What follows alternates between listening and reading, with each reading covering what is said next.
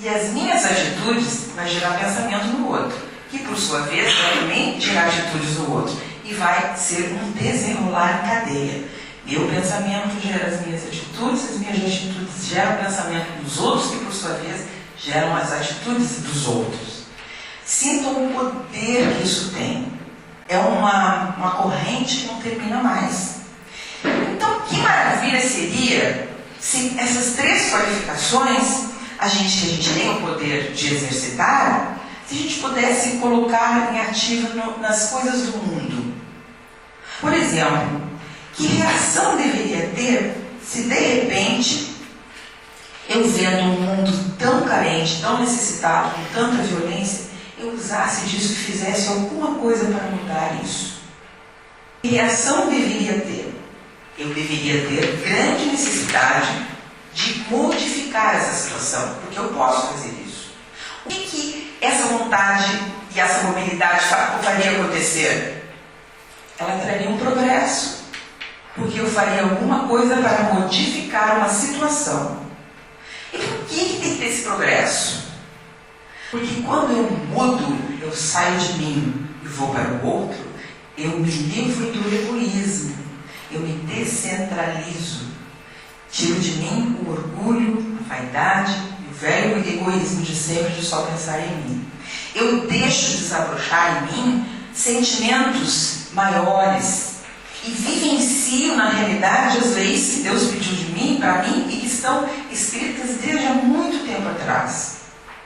Mas por que eu tenho que fazer essas coisas? Por que eu tenho que fazer o bem? Por que eu tenho que me preocupar com o outro? A minha vida está tão legal, estou estável no meu trabalho, meus estudos estão legais, por que eu vou me preocupar com o outro? A gente só se desenvolve através do exercício com o próximo. E é preciso desenvolver as virtudes que aperfeiçoam e criam um homem de bem. Por exemplo, você acredita que é possível se transformar? Você acredita que é possível transformar a pessoa que está ao seu lado? Você já notou alguma transformação em você ultimamente? De pequeno, não importa. Desde o jeito que a gente nasceu. Ou será que está tudo igual, assim, se repetindo em fórmulas desde sempre? Eu sou assim, eu nasci assim, Paulo que nasce torto, morre torto, agora sabe, vou continuar assim. Quando nós chegamos aqui, por exemplo, uma coisa bem particular, a gente vem aqui porque a gente tem algum sentido, a gente precisa de alguma coisa boa, nós viemos aqui buscar algo. A gente vem só para tomar paz, a gente vem para ver palestras, não importa, a gente vem em busca de algo. Será que quando eu sair daqui eu vou estar exatamente da mesma maneira que quando eu cheguei? Ou quando eu sair daqui eu vou ter me transformado, vou ter algum propósito, vou ver como é que vai ser minha semana, vai ser diferente, vou ter esperança? Nosso corpo está sempre constantemente em movimento. Células morrem e nascem todo dia. Isso é sinal de progresso. E o nosso corpo é um ser vivo. Se eu sair daqui hoje com um questionamento que faça com que a minha semana seja um pouco diferente e eu consiga pôr em prática isso em termos de sentimentos do bem, eu estarei progredindo. Se algo mudar em mim para melhor, eu estarei fazendo minha transformação moral. Progresso moral é a consequência de uma transformação do homem velho para o homem novo, cheio de esperança, cheio de vitalidade, cheio de beneficência. Olha, esse homem não surge do nada, não.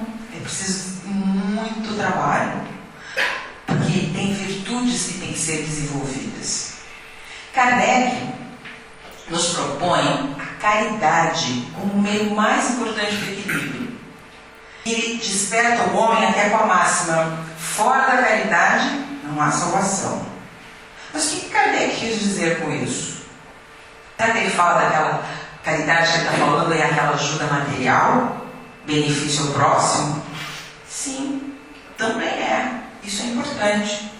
Mas também ele nos chama a atenção quando ele diz que não há salvação, porque ele nos convoca a sermos motivados por outros sentimentos para fazer isso. Pela compaixão, pela benevolência, pela piedade, por bons sentimentos. Kardec nos aponta também um estado de felicidade, quando ele diz não há salvação, ele nos aponta um estado de felicidade futura. Salvar-se é transformar-se moralmente.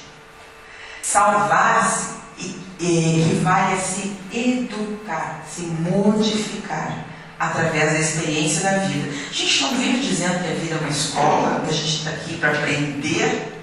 Agora é a hora de fazer isso. É uma escola mesmo. Porque a chance que a gente tem do exercício escolar, ele está aqui e agora.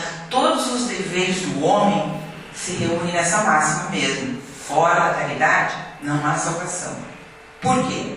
Na vida social, por exemplo, que tipo de comportamento eu tenho com as pessoas? Eu sou legal? Eu sou compreensivo? Ou eu sou estourado, estou sempre brigando com todo mundo? Na família, lidar com os outros, com a família dos outros, a gente sempre é simpático, mas na nossa a gente vira às vezes um monstrinho. Não tem paciência, briga com o pai e a mãe, briga com o irmão, não tem paciência com os mais velhos.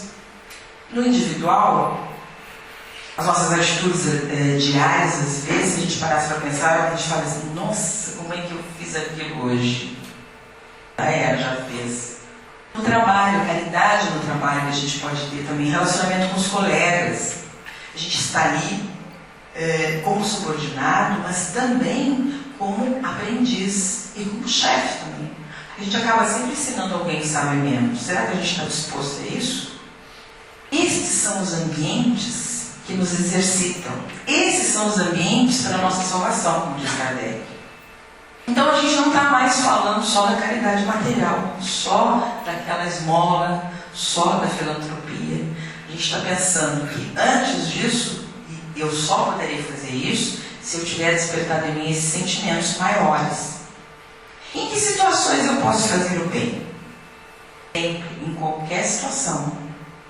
Ela pode ser exercitada por ricos e pobres, de manhã, de noite, pretos e brancos, não importa. Porque a riqueza que ela exige é a riqueza moral, não é o dinheiro. Não é dinheiro que faz essa caridade, que faz essa benevolência. É o nosso comportamento, a nossa conduta moral, as nossas sensações. E para Jesus, qual o verdadeiro sentido da palavra caridade? Ele nos diz na máxima: benevolência para com todos, indulgência para as imperfeições dos outros e perdão das ofensas. Nossa, benevolência, indulgência e perdão. Pesado. Mas ele nos prescreve assim, que a benevolência é uma forma de fazermos o bem para sermos úteis com quem necessita. Na realidade, essa benevolência seria a materialização da fraternidade. Quando ele nos fala da indulgência, ele diz que quando nós devemos corrigir o outro, nós não precisamos ir por cima do outro com o dedo na cara. Nós podemos fazer isso de uma certa maneira doce e fraternal, porque ninguém é dono da verdade.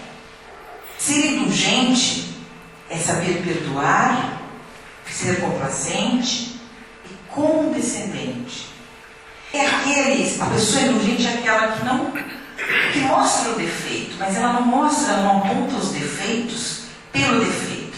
Ela faz um contorno e através das virtudes, ela consegue achar naquele lamaçal todo uma coisa boa e através daí ela usa isso para mostrar apontar o defeito a crítica que ela queria fazer. Então assim, por exemplo, você, quando vai criticar uma pessoa, a gente já chega, que você a pessoa, coitada, já está se sentindo tão menos quando é massacrada desse jeito. Então, que outra forma a gente poderia fazer? Olha, isso que você fez assim, assim, assim. Quem sabe, você não vê de outro jeito, e você acaba convencendo a pessoa e animando ela.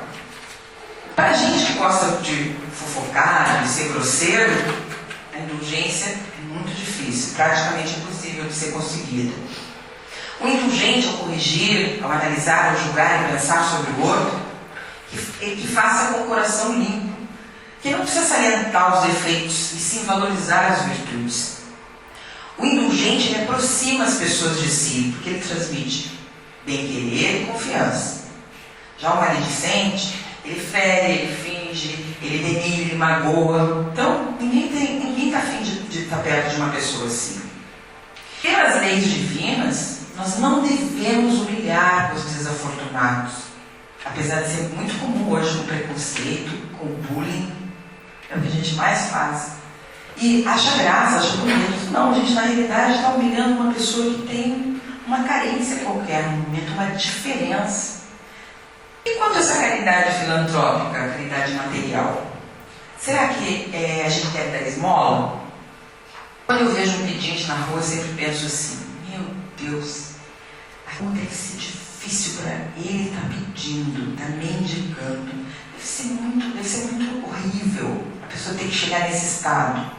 Como é que se sente uma pessoa que já se anestesiou e já segue falando, pedindo, e se condena a pedir essa esmola e está com certeza degradado moralmente e fisicamente também, porque a pessoa se torna muito empobrecida, eles são muito agressivos. Pela lei de Deus, a sociedade deve prover o fraco sem que haja humilhação. Deve assegurar a existência dos que não podem trabalhar sem deixar a vida deles à mercê do acaso. Aí eu pergunto, será que a nossa sociedade está praticando essa máxima ao pé da letra, dando oportunidade aos menos afortunados? Quantas vezes questionamos, a gente olha para uma pessoa que está pedindo, às vezes no sinal, na rua, dá uma olhada, a gente faz um julgamento. Às vezes uma pessoa até forte, não está tão mal vestida, a gente, poxa, essa aí bem que podia trabalhar. Eu trabalho, eu acordo cedo, pego 2 ônibus, pego o trem, volto, pego 4 horas de congestionamento. Por que não pode fazer o mesmo? Quem somos nós para naquele momento julgar qual o estado evolutivo daquela pessoa? Por que expiação ela está passando? Que o leva nessa encarnação ela está nesse estado. Tem aí na Voluntários, perto, eu moro aqui em Botafogo, na Voluntários tem um rapaz que sempre está sentado ali. A gente passa e diz assim, moça, me dá uma esmola? Toda vez ele diz essa frase. Eu li para ele uma boa calça jeans, uma camiseta Hering, ele senta no chão, se picha as pernas, ou a gente passa por cima ou vai para o meio da rua. Aí eu fico pensando, o que leva essa criatura a estar nesse estado pedindo? Deve ser uma deficiência mental, porque física, aparentemente, ele é bem forte. Talvez sejam outras incapacidades, mas ele está ali pedindo. Quem somos nós para saber a história do outro? O homem que compreende a caridade, ele vai ao encontro do necessitado sem precisar esperar que ele estenda a mão. Ele saca primeiro. Não espera ser sacado. A verdadeira caridade é benévola, tanto quanto a maneira como é praticada. No Evangelho tem uma historinha, dois homens acabaram de morrer, e Jesus, enquanto eles estavam vivos, disse que eles deveriam, cada um ter 2 sacos, encher com as qualidades que eles quisessem encher os sacos. E eles seguiram, antes de morrer, vivendo a vida, cada um enchendo o seu saquinho de virtudes. Um dia eles morreram e tiveram que prestar contas. Aí, o que estava com o saco bem cheio chegou para Jesus, para Deus, e falou, esse aqui é o meu saco, reconheço logo, está lotado de dinheiro. Fui rico, dei muito. Aí o outro que estava com um saquinho menor falou, olha, esse é o meu saco, sempre fui pobre, quase não tinha nada para dar. Aí Deus então disse para o rico, olha, destes muito, realmente, mas deste por ostentação, para que teu nome figurasse em todos os tempos, do orgulho e demais. Nada te privastes, destes do supérfluo.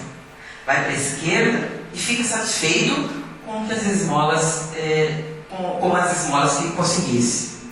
E depois ele disse ao pobre, tu deste pouco, meu amigo, mas cada uma das moedas que estão nessa balança representa uma privação que te impuseste. Não desse esmolas, entretanto, praticasse a caridade, que vale muito mais.